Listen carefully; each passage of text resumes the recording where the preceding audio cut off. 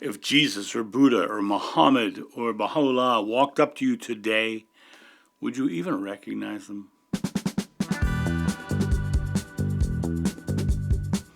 Hey guys, it's John sitting here in the new studio with a glass of water because it's what I'm made of. This concept of if these spiritual avatars would walk up to us today, would we recognize them? Will we allow ourselves to feel their inner divinity? We will allow ourselves to experience that expression of love that they're being? Or would our own minds shatter and our own belief and judgment hide the truth of that feeling? People often imagine robes or miracles or divine spectacle, but that's not what history shows. In the Bible, it talks about a prophet not being recognized in his own hometown. This idea that he is a normal person who was just living a life, and their beliefs about him, Jeshua, could not rise to the level of him being something more. The reason people don't see that is because they know him. They know who he is. They know he's a man. Without the backstory of the carpenter's son, he became more because now he was just speaking truth, and people didn't know his backstory.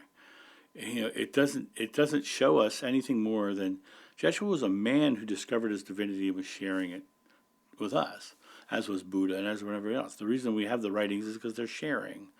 And most people don't recognize them because they don't fit the image of what they expect. I have the painting of Jeshua that I hang on the wall that I did right after the regression. Right, I had the regression. I painted that painting because I wanted to get that image down on canvas so that I could say this is what I remember him looking like. Can't tell you how many people say, that's not what he looked like. He did not look like that. Those eyes are wrong, and he just blah, blah, blah, blah, blah, blah, right? People choose their image of their avatar. They choose the image of Jesus or Buddha. They choose the image based upon their own ideologies. People will tell me, I saw that painting by Akiana, and that's him. That's totally him. I know that's him. It doesn't fit their image when you show him as a Middle Eastern man, shows him as a European-looking man. The awareness of him is the present moment, the awareness of this person. If the person in front of you is loving and caring, they are showing you what Jeshua was, a man who gave that love. Buddha talked about that love.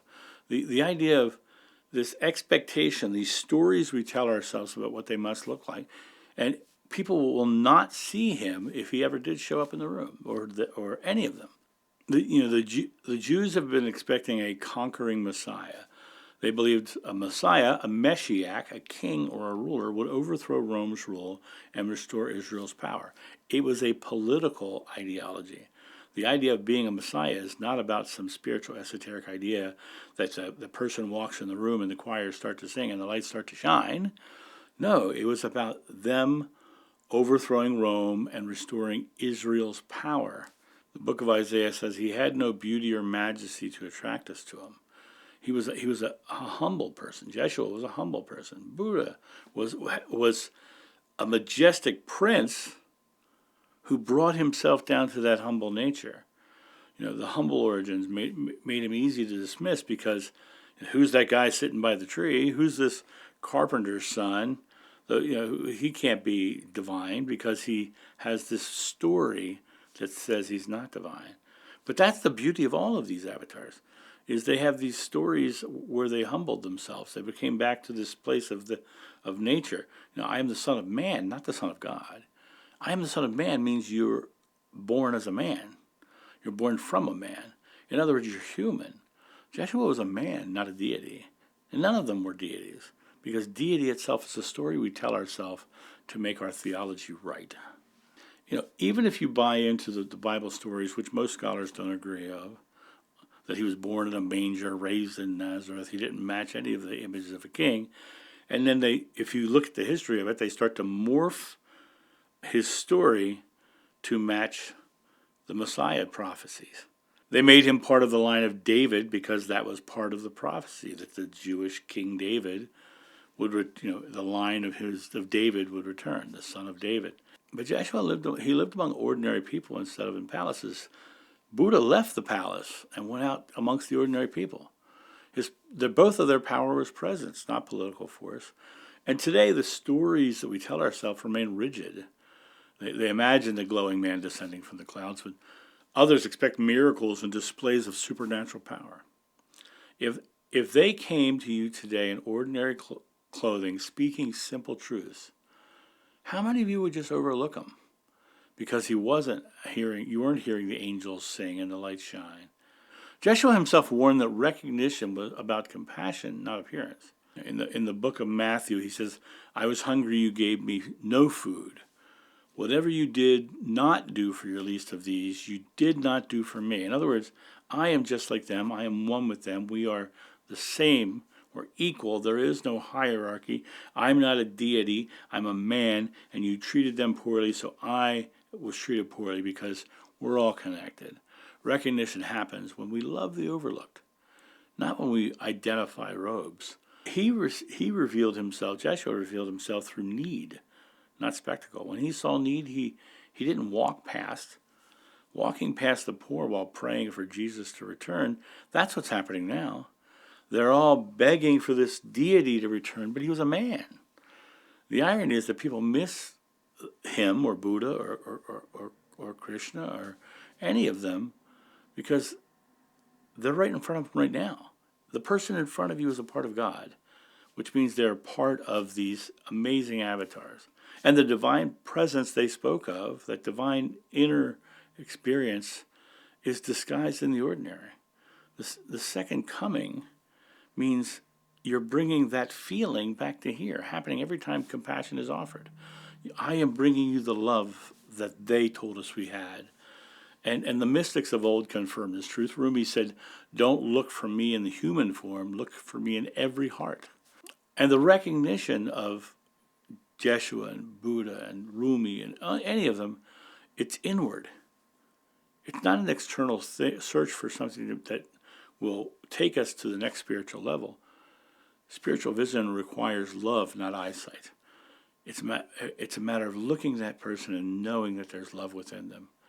All of the avatars pointed towards the inward self, not to themselves. They didn't say, "Put me on a pedestal. Greater works than I've done you will do. The kingdom of heaven is within you." He invited people to see themselves as children of God. And now, a quick word from our sponsor. Coffee Time with John.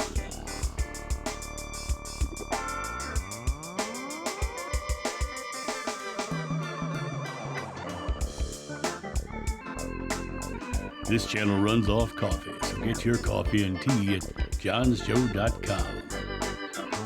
They were all way showers, not idols to worship from afar. And every tradition talks about it. The Upanishad said the self is the light within. Buddha said, "Who sees me sees the Dharma. Who sees the Dharma sees me." In other words, it's one. The experience of this world is a collection of all of us. And that Jeshua, Buddha, Krishna, Muhammad, they're all in all one of us. They're all part of us. And the teachings agree. Truth is universal and present within ourselves. Every day you can find ways to recognize the divinity within yourself. Take a moment of selfless kindness. Go out and do something kind. The stillness found in silence or meditation, that stillness does not feel stressed or anxious or unworthy. It's just stillness. When you love someone, you'll experience the judgment falling away. And that will feel like the avatars of old, the love that they spoke of. So why religion would probably not see Jeshua if you walked through the door is because institutions are built on control and doctrine. Pharisees once rejected him for breaking their rules, and today denominations would likely challenge him for not fitting their theology because they're following the teachings of Paul, who was a Pharisee.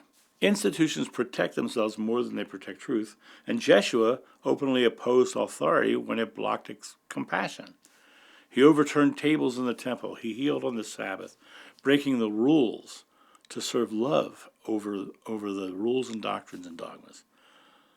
And then he would turn and he would say to them, "You are like whitewashed tombs. You're saying a bunch of stuff, but you're inside, you're dead."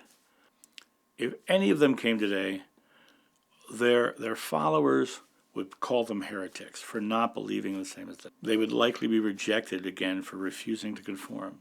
Radical simplicities that they spoke of would threaten that religious power because it always says the power is within you, not in the church or in the religion. I truly believe that history would repeat itself in modern clothes. They would crucify, they would condemn, they would burn at a stake, they would have them arrested, they would go on social media and call them liars, and they would tell them that that's too simple, it's not complex enough. You can't just do this without ritual. So how can we recognize these beautiful avatars in the world today? It comes through love. When you're looking in love, you're experiencing their condition. When you're giving in love, you are delivering as they delivered. You look for humility and compassion and presence. And when you're in that space, realize that is what they did. They showed us humility, compassion, and presence simply by being loving and caring and showing us that we had the ability to do that and that all of that power is within us. Wherever you allow that love to flow freely, that's where they are, because that's what they did. They came here and flowed love freely. They put the compassion and the love out into the world. Recognition is about essence, not appearance. Presence reveals this divinity within. When I sit in love, I recognize that I'm expansive. I'm part of the oneness of God. I experience. And that silence opens the same doorway that he taught me. I go into that silence, I feel that feeling of love, and I come to the experience of my divinity. Their divinity is here whenever love is chosen. Mystical teachers of old confirms this. Meister Eckhart said, "The eye with which I see God is the same as the eye which sees me." The recognition of God is an act of inner sight. The moment we see love, we recognize Him. The moment we choose to express love, we become them. The moment we begin to see the realization that love comes and goes and is always present, then we have the awareness that they did. Recognition requires inner sight, not outer vision. Jeshua may not return in the way people expect. Maybe it's because he's already here in love and presence. If this video showed you how to see Jeshua, Buddha, any of these in a new way and a closer way and a way that's here and now, and the kingdom of heaven within you and one as he is with God, share it. Start telling people they're divine. Start showing love. Give compassion. Help people. Do the good things. And then you're not only experiencing them here and now, you're accepting them here and now, and you're spreading their teachings here and now. Love is the only teaching you need to spread. Be love in the here and now, and you'll recognize Jeshua and Buddha and all the rest. And that's my thought on this. You guys have a great day, and I will talk to you soon. See ya. Bye.